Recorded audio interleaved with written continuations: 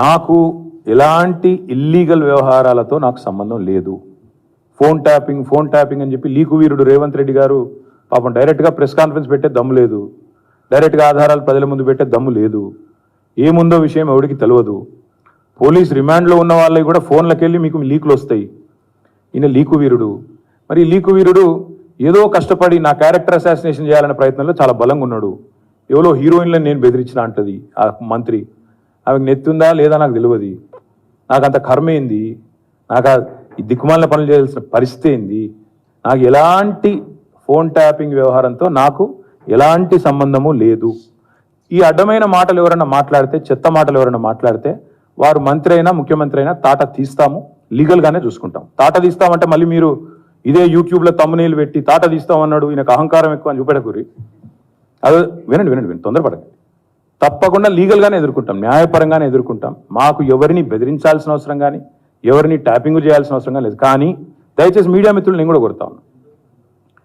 2014లో మా ప్రభుత్వం వచ్చింది. మా ప్రభుత్వం రాకంటే ముందు కాంగ్రెస్ ప్రభుత్వం 10 ఏళ్ళు ఉంది. ఆనాడు కాంగ్రెస్ ప్రభుత్వంలో దయచేసి ఇది గుర్తుపెట్టుకోండి, రాయండి, మీరు కావాలంటే మీ ఆర్కైవ్స్లోంచి తీయండి. ఆనాడు కిరణ్ కుమార్ రెడ్డి గారు 2011లో ముఖ్యమంత్రిగా ఉన్నప్పుడు మేము ఆరోపణలు చేయలే. కాంగ్రెస్ ఎంపీలు ఆనాడు ఈరోజు కాంగ్రెస్ ప్రభుత్వంలో మంత్రులుగా ఉన్నవాళ్ళు, ఎమ్మెల్యేలుగా ఉన్నవాళ్ళు, కోమటిరెడ్డి రాజగోపాల్ రెడ్డి, డాక్టర్ గడ్డం వివేక్, అదేవిధంగా పొన్నం ప్రభాకర్ గారు ఈరోజు మంత్రి. వీళ్ళు ముగ్గురు ఆనాడు ఆరోపణ చేసినారు. సుఖేందర్ రెడ్డి గారు కూడా ఉన్నారు అనుకుంటా. అప్పుడు మా ఫోన్లను ట్యాపింగ్ చేస్తున్నాడు కిరణ్ కుమార్ రెడ్డి, తెలంగాణ కాంగ్రెస్ ఎంపీల ఫోన్లను ట్యాపింగ్ చేస్తున్నాడు కిరణ్ కుమార్ రెడ్డి అని చెప్పి ఆనాడు కాంగ్రెస్ ఎంపీలు అప్పటి కాంగ్రెస్ ప్రభుత్వం మీద ఆరోపణ చేశారు. సరే, ఆ తర్వాత ముఖ్యమంత్రి గారు నేను చేయట్లేదు అన్నాడు, అది వేరే విషయం. నేను రేవంత్ రెడ్డి గారిని కూడా కోరుతా ఉన్నా, మీరు 2014 నుంచి ఎందుకు, అంతకుముందు మీ వాళ్ళే ఆరోపణ చేశారు కదా, 2004 నుంచి తీయండి. ఫోన్ ట్యాపింగ్ ఏమేమి జరిగింది, ఎక్కడెక్కడ జరిగింది, 2004 నుంచి ఏమేమి కుంభకోణాలు జరిగినాయి, లంబకోణాలు జరిగినాయి అన్ని తీయండి. ఇంకొక మాట కూడా నేను మిత్రులారా మీకు గుర్తు చేస్తా ఉన్నా, అధికారులు మారలేదు, ప్రభుత్వం మారింది, పార్టీ మారింది. ఇదే శివధర్ రెడ్డి ఈరోజు ఇంటెలిజెన్స్ డీజీ అనుకుంటే ఇప్పుడు ఆయన, ఆనాడు ఇంటెలిజెన్స్ ఐజీగా ఉన్నారు కేసీఆర్ గారి గవర్నమెంట్లో. ఈరోజు టీఎస్పీఎస్సీ చైర్మన్గా ఉన్న మహేందర్ రెడ్డి గారు ఆనాడు రాజశేఖర్ రెడ్డి గారి గవర్నమెంట్లో ఇంటెలిజెన్స్ ఐజీ, ఆ తర్వాత మా ప్రభుత్వంలో డీజీ, హైదరాబాద్ సిపి. మరి ఈరోజు డీజీపీగా ఉన్న రవి గుప్తా గారు ఆనాడు హోమ్ సెక్రటరీ. వీరందరూ కూడా మరి ఈరోజు మా మీద చేసే ఆరోపణలు కానీ, ఇష్టం వచ్చినట్టు ఇచ్చే లీకులు కానీ, మాట్లాడుతున్న మాటలు కానీ, ఆ రోజు అధికారుల ప్రమేయం నిజంగానే జరిగింది అనుకుంటే ఒక్క నిమిషం, ఈ అధికారులకు ఎవరికి తెలియదా, వారెవరు బాధ్యులు కాదు, ఒక కేసీఆర్ గారు మాత్రమే బాధ్యుడు అనే లైన్లో ఇవాళ ఏదైతే లీకులు ఇస్తున్నారో లీకు వీరుడు, నేను అడుగుతా ఉన్నా. మరి మహేందర్ రెడ్డి గారు, శివధర్ రెడ్డి గారు, రవి గుప్తా గారు, ఇంకా చాలామంది ఉన్నారు, సజ్జనార్ గారు అన్నాడు ఎస్ఐబి చీఫ్, వీళ్ళందరూ ఉన్నారు. మరి అధికారులే మారలేదు కదా. ఫోన్ ట్యాపింగ్ నేను డిమాండ్ చేస్తున్నా ఈ ప్రభుత్వాన్ని, మీకు చిత్తశుద్ధి ఉంటే 2004 వెళ్ళి మొదలుపెట్టు, ఏమేమి ట్యాపింగ్లు జరిగినాయి. నేను నా ఆరోపణ కాదు కదా. ఈరోజు నీ ప్రభుత్వంలో నీ పక్కన కూర్చున్న పొన్నం ప్రభాకర్ గారే ఆ రోజు ఆరోపణ చేసిండ్రు. ఏమని, ఆనాడు కిరణ్ కుమార్ రెడ్డి ప్రభుత్వం నా ఫోన్ ట్యాపింగ్ చేస్తుంది. మరి అది వాస్తవమా కాదా, బయటికి తీ, విచారణ గ్యాంబిట్ పెంచు. ఆనాడు అధికారులందరినీ పిలిపి, రిటైర్డ్ ఉన్న వాళ్ళందరినీ పిలిపి, నీ కాంగ్రెస్ ప్రభుత్వం ఫోన్ ట్యాపింగ్ చేసిందా లేదా చూద్దాం. ఇంకోటి బ్రదర్, మీరు మర్చిపోయినట్టున్నారు, నేను మర్చిపోలేదు. నాకే ఐఫోన్ వాళ్ళు, యాపిల్ వాళ్ళు మెసేజ్ పంపినారు, నీ ఫోన్ సర్వేలెన్స్లో ఉంది అంటే. నేను దాని స్క్రీన్ షాట్ కూడా మీరు చూసుకోండి కావాలంటే, ట్విట్టర్లో అప్పుడే పెట్టినా. నా ఒక్కడికే రాలేదు, అసదుద్దీన్ ఓవైసీకి వచ్చింది, ఇంకా కొంతమంది మిత్రులకు ఇక్కడ తెలంగాణలో కూడా, మీ ఫోన్లు సర్వేలెన్స్లో ఉన్నాయి, జాగ్రత్త, మీ ఫోను హ్యాక్ అయింది అని నాకు 2022లోనో 2023లోనో వస్తే నేను బయట కూడా పెట్టినది. కాబట్టి ఎవరు ఫోన్లు ట్యాప్ అయినాయి, ఎవరు చేసిండ్రు, ఇవన్నీ కూడా నాకేం భయం లేదు. మేము చాలా స్పష్టంగా ఉన్నాం, చాలా క్లారిటీతో ఉన్నాం. కాబట్టి దయచేసి నేను మిమ్మల్ని కోరేది ఏంటంటే, ఈ యూట్యూబ్లలో పెట్టి పనికిమాలలోకి లీకులు ఇచ్చి అధికారికంగా ప్రెస్ కాన్ఫరెన్స్లు పెట్టకుండా రిమాండ్ రిపోర్ట్లు అని చెప్పి లీకులు చేసి ఎన్ని రోజులు బతుకుతారండి, ఎన్ని రోజులు టైంపాస్ చేస్తారు. రైతుల సబ్జెక్టు మాట్లాడరు.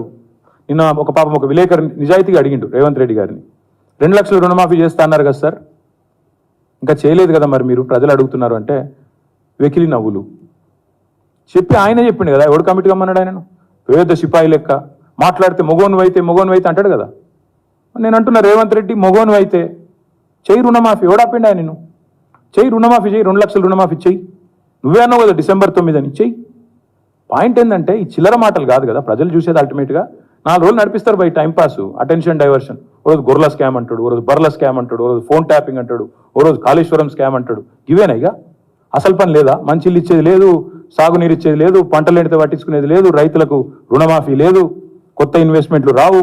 ఇవేం చెప్పరు. ఇడికెళ్ళి కంపెనీలు పారిపోతుంటే మాట్లాడరు. ఇవేం ఉండవు. ఏముండాలే? మమ్మల్ని అందరినీ రాష్ట్ర ప్రజలను పిచ్చోళ్ళని చేసి వీళ్ళు పోతురట, వాళ్ళు పోతురట, వీళ్ళు జంపట, వాళ్ళు జంపట, వాళ్ళు చెప్పుడు మీరు రాసుడు. బాగుందా? నేను చెప్పలేదు బ్రదర్, మమతా బెనర్జీ గారు చెప్పారు. ఆమెను అడగండి, నేను అనలేదు. అది కేవలం ఇండియా అలయన్స్ లో పార్ట్నర్ గా ఉన్న మమతా బెనర్జీ గారు చెప్పిన మాట. కాంగ్రెస్ పార్టీ 40 సీట్లు దాటదని నేను అనట్లేదు. మమతా బెనర్జీ గారు వారి పార్ట్నర్, ఆమె చెప్పింది నేను చెప్పాను.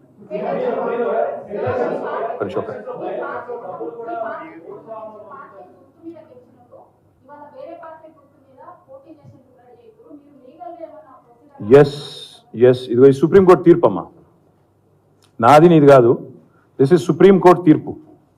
Speaker should decide on disqualification with in 3 months.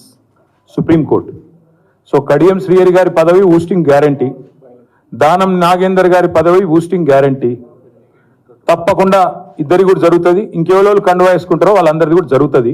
ఆ 2 చోట్ల ఉప ఎన్నికలు పక్కా వస్తాయి. గన్పూర్లో వస్తుంది తప్పకుండా మీకు 1000%. దాంతోపాటు మన ఖైరతాబాద్లో కూడా ఉప ఎన్నిక ఖాయం. ఇది నాది కాదు, మీకు పంపిస్తాను, చూసుకోండి, చదువుకోండి. నేను చెప్పడం కాదు ఇది.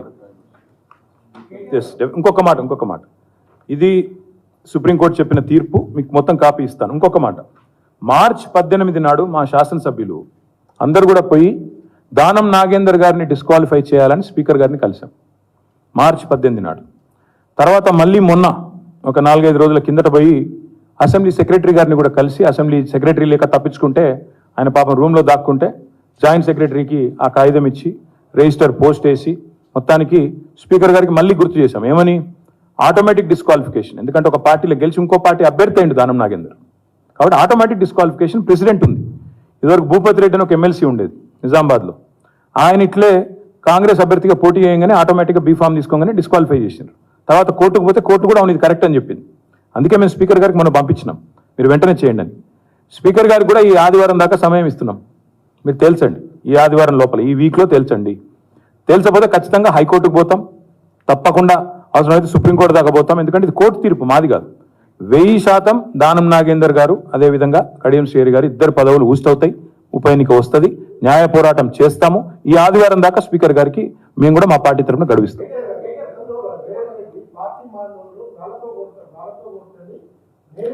నిన్న మందకృష్ణ గారు చాలా బాగా అడిగారండి, వారికి నా అభినందనలు. మందకృష్ణ గారికి నా అభినందనలు. చాలా బాగా అడిగిండు. ఏమన్నాడు? రేవంత్ రెడ్డి గారు మీరే చెప్పారు కదా, పార్టీ మారిన వాళ్ళను మరి రాజీనామా చేయకుండా పార్టీ మారితే రాళ్లతో కొట్టండి అని. మరి నువ్వే చేర్చుకుంటున్నావు, ఇవాళ ఎవరిని కొట్టాలా? రాళ్లతో నిన్ను కొట్టాలనా కడియం శ్రేయర్ని కొట్టాలనా అని మందకృష్ణ గారు అడిగి, నేను అలా మందకృష్ణ గారు అడిగినారు. మందకృష్ణ గారికి నా హృదయపూర్వకమైన అభినందనలు.